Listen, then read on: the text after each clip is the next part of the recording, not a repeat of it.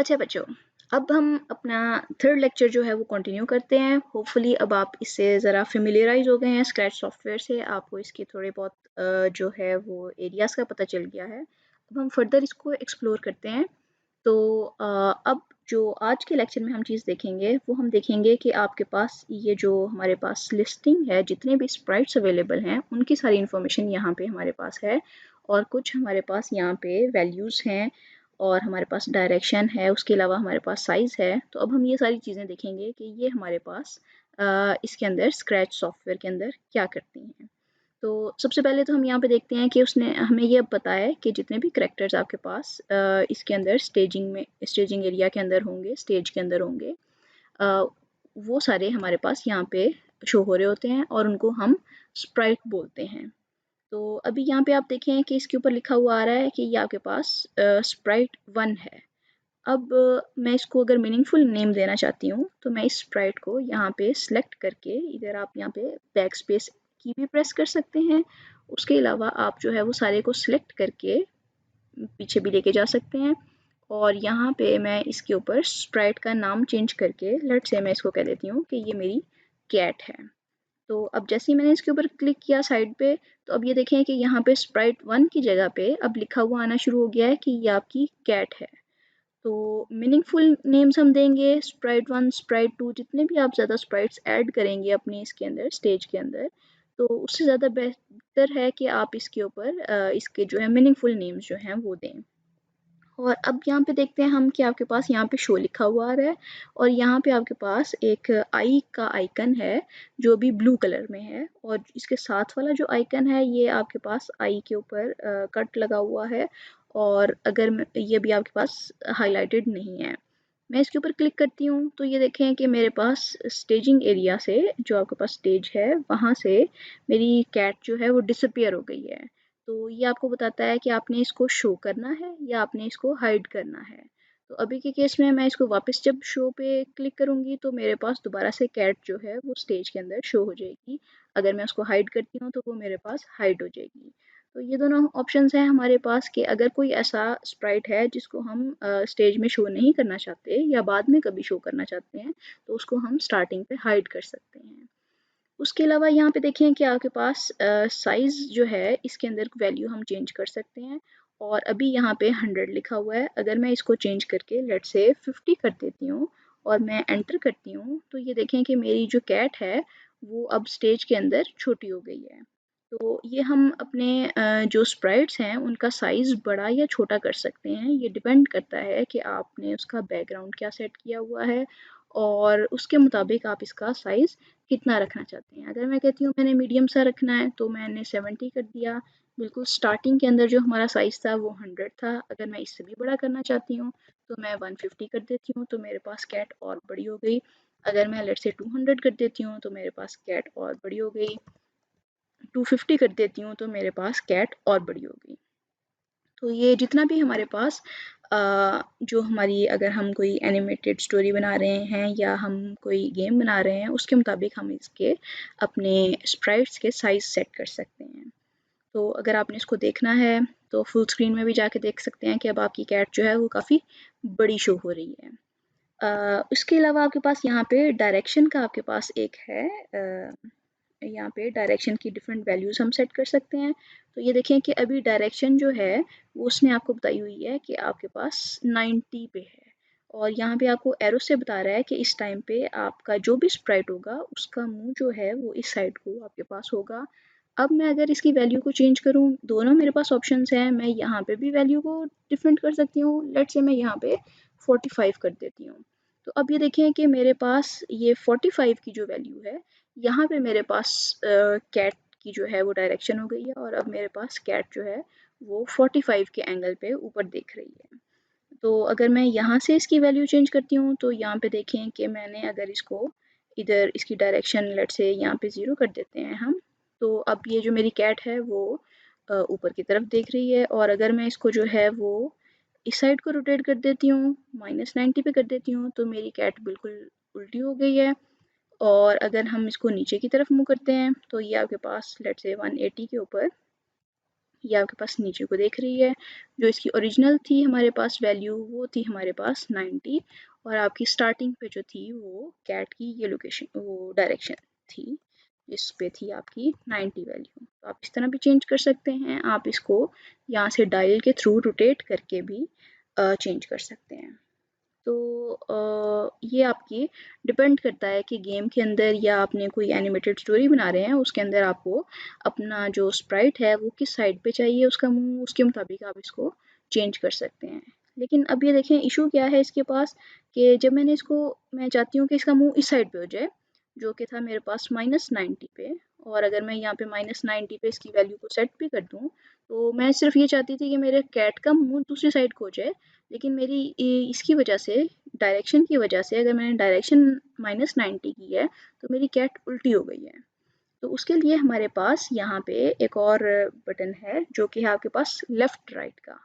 इसका फ़ायदा क्या है, यहाँ पे जो है ये ऑल अराउंड में क्या करता है, आपको ओवरऑल सारा का सारा घुमा देता है। और अगर मैं सिर्फ़ और सिर्फ यहाँ पे लेफ़्ट और राइट को चूज़ करूँ, तो ये सिर्फ़ और सिर्फ मुझे लेफ़्ट या राइट साइड पे लेके जाएगा। आप देखें कि मैं डायल घुमा रही हूँ, तो जब तक मैं यहाँ पे अपने पास राइट साइड पे थी, तब तक वो मेरे पास इसी साइड को मुँह रख रहा है, और जैसे ही मैं इधर से क्रॉस करती हूँ, तो उसने मेरे कैट का जो फेस है, वो लेफ़्ट साइड पे कर दिया है। तो इसका फ़ायदा ये है कि मैं सिर्फ़ इसका जो मुँह है, वो लेफ़्ट और राइट पे चेंज कर सकती हूँ। अब ओवरऑल मेरी जो कैट है, वो हर जगह पे नहीं घूमेगी, वो सिर्फ़ लेफ़्ट और राइट जाएगी। अ, अब आपकी मर्ज़ी है कि आप इसको जो है वो अगर रोटेट करना चाहते हैं, तो आप इसकी यहाँ पे ऑल अराउंड पे क्लिक करेंगे, तो आपके पास हर जगह पे कैट जो है वो रोटेट हो जाएगी। और अगर आप सिर्फ लेफ़्ट और राइट करेंगे, तो जिस साइड पे भी आपका डायल होगा, उस साइड पे आपकी कैट का मुँह हो जाएगा।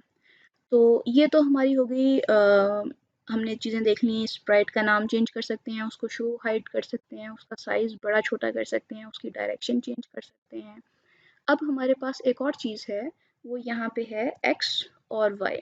ये हमें बताता है कि आपके पास जो ये वाली आपके पास लाइन है, ये बता रही है कि ये हॉरिजॉन्टल साइड पे आपके पास एक्स की क्या वैल्यू है इस टाइम पे, और आपके पास वाई बता रहा है कि ये आपके पास वर्टिकल साइड पे आपके पास वाई की वैल्यू इस टाइम पे क्या है इस स्प्राइट के लिए।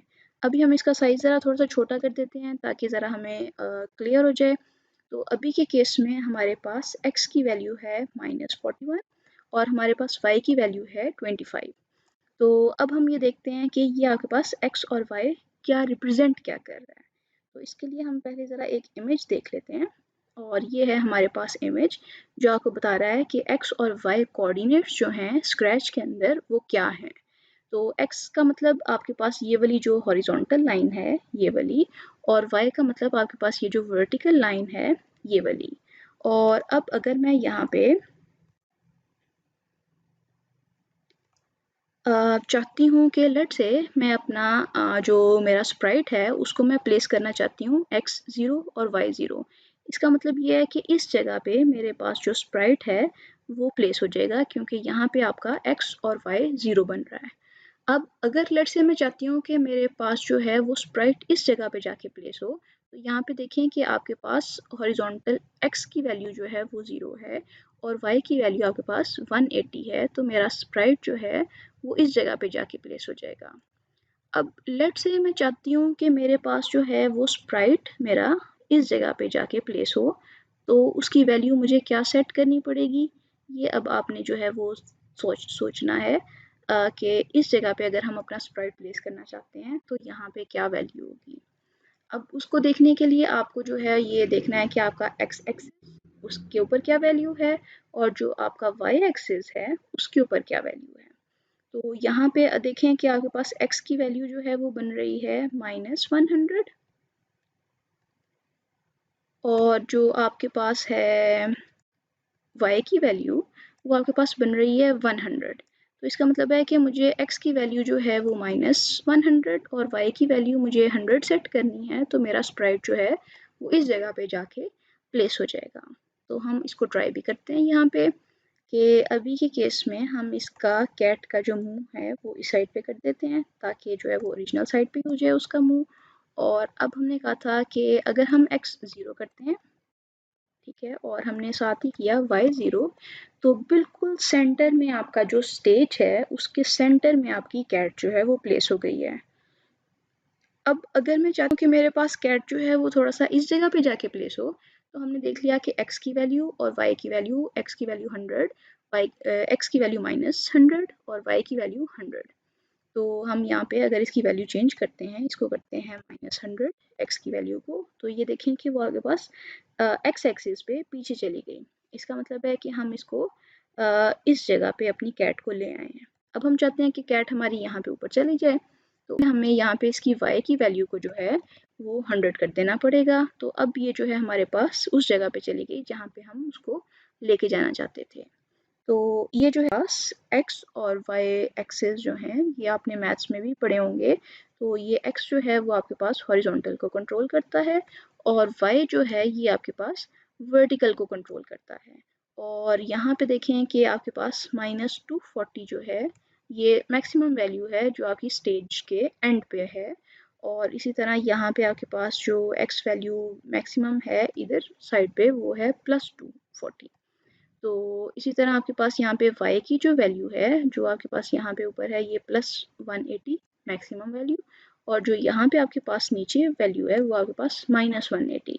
तो इनके बीच में आप कोई भी वैल्यू सेट करेंगे तो आप डिफरेंट किसी भी लोकेशन के ऊपर अपने एक्स वाई को अपने स्प्राइट को इसके मुताबिक सेट कर सकते हैं। तो अब हम यहाँ पे देख लेते हैं, हमने देखा है कि -240 जो है वो आपके पास 240 -240 जो है वो मैक्सिमम वैल्यू है इस साइड पे। तो अब मैंने जैसे ही -240 किया तो स्प्राइट का जो मेरे पास बिल्कुल सेंटर था वो बिल्कुल उसके ऊपर जाके 240 के ऊपर प्लेस हो गया है। और अगर मैं बिल्कुल ऊपर प्लेस करना चाहती हूँ तो हम 180 करते हैं। तो ये देखें कि कैट का जो सेंटर है वो इस टाइम पे इस जगह पे जाके प्लेस हो गया है। तो इस तरह जो है वो हम इसको +240 पे करेंगे तो वो आपके पास इस जगह पे कैट चली जाएगी। अगर आप इसको जो है वो -180 करेंगे तो आपकी कैट नीचे आ जाएगी। अगर मैं चाहती हूँ कि कैट मेरी यहाँ पे हो, तो मुझे पता है कि x की वैल्यू 0 है, तो कैट मेरी यहाँ पे आ जाएगी। अगर मैं चाहती हूँ कि कैट मेरी यहाँ पे हो तो हम इसको 0 0 कर देंगे। तो ये देखिए कि आपके पास जब मैं कैट को मूव कर रही हूँ और कहीं जाके प्लेस करती हूँ तो भी मेरे x और y की वैल्यू चेंज होती है। तो अगर आप इसको कर्सर से मूव करके इसको यहाँ पे प्लेस करना है तो भी आप कर सकते हैं, और अगर आपको यहाँ पे एग्जैक्टली उसकी वैल्यू को सेट करनी है तो आप वो वाली वैल्यूज़ x और y को चेंज करके भी सेट कर सकते हैं। तो आज की वीडियो के लिए हमारा इतना ही। अभी हमने सिर्फ देखा है अपने पास ये वाले जो आपके पास लोकेशन है जहाँ पे कैट का आपके पास स्प्राइट का नाम आ रहा है। आप स्प्राइट को हाइड कर सकते हैं, शो कर सकते हैं, आप उसका साइज़ बड़ा छोटा कर सकते हैं और उसके अलावा डायरेक्शन चेंज कर सकते हैं। उसके अलावा आप उसके एक्स वाई कोऑर्डिनेट्स को चेंज कर सकते हैं। तो अब नेक्स्ट वीडियो में फर्दर हम जो है वो देखते हैं कि अगर आपने कोई चेंजेस की हुई हैं अपनी इसके अंदर प्रोग्राम के अंदर, तो आप उसको सेव कैसे करेंगे।